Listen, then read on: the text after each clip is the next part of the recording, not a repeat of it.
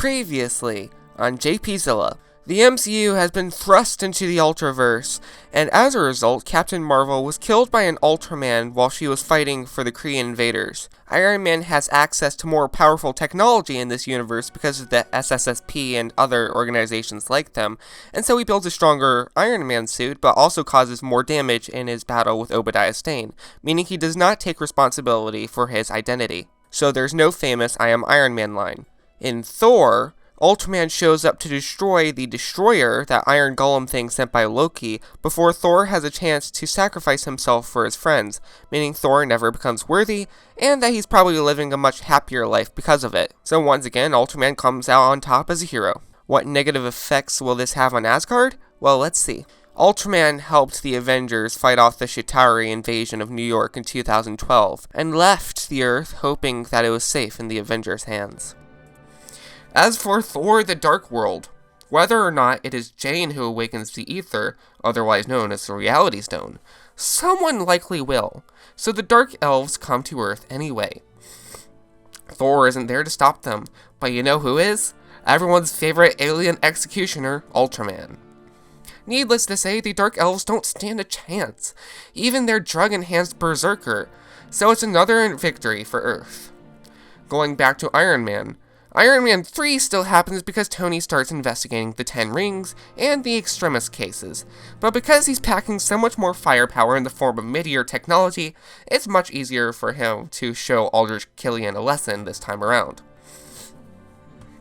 Now we arrived at Captain America, the Winter Soldier, and as a strictly human affair, nothing changes and the Ultramen don't interfere. That brings us to Guardians of the Galaxy. So what changes? Well, Star-Lord and his crew will still steal the Power Stone, escape prison, meet up with the Collector, and square off against Ronan in the skies of Xandar.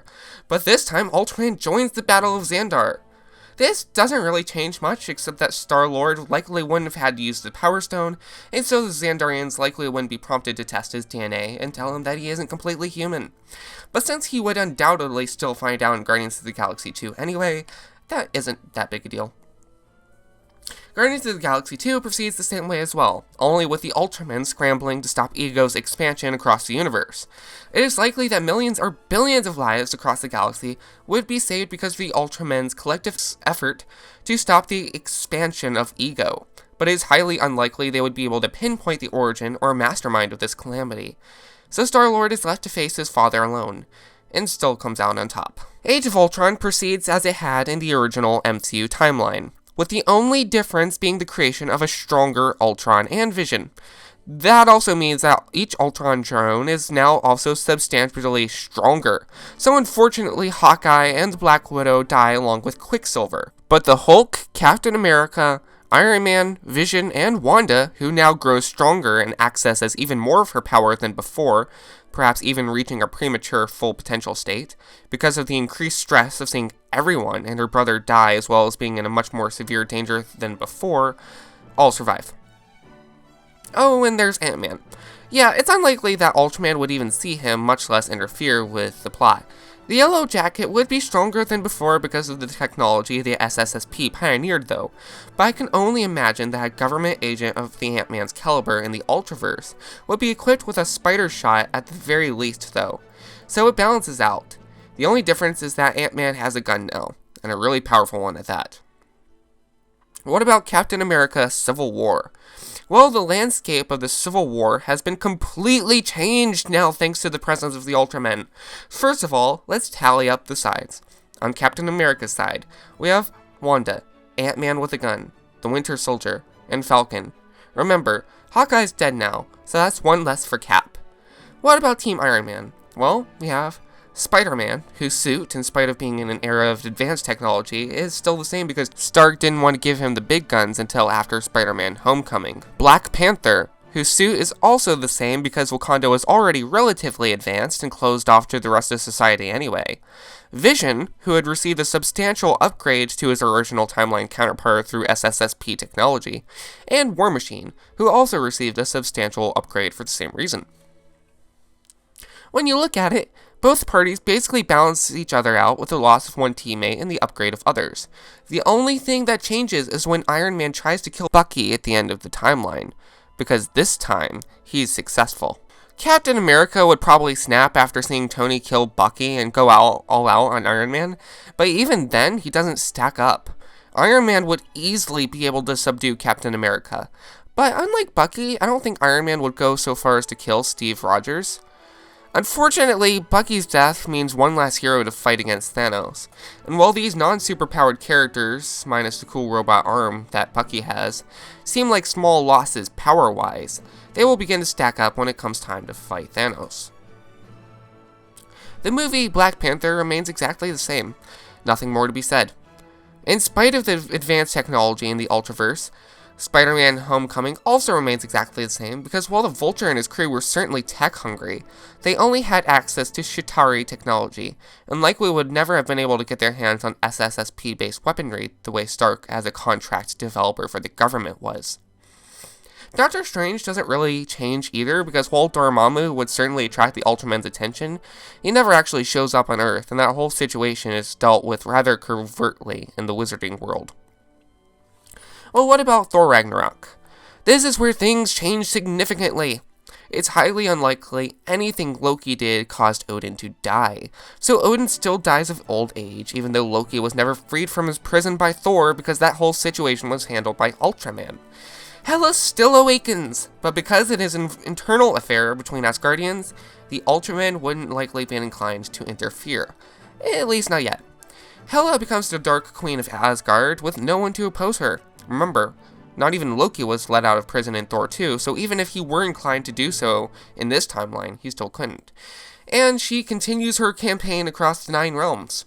At this point, the Ultraman would probably intervene, but considering that Hela is the goddess of death and normal attacks don't even seem to faze her, it's unlikely they would be able to kill her outright since they don't have a mountain of fire and brimstone wielding a world-destroying sword to help them.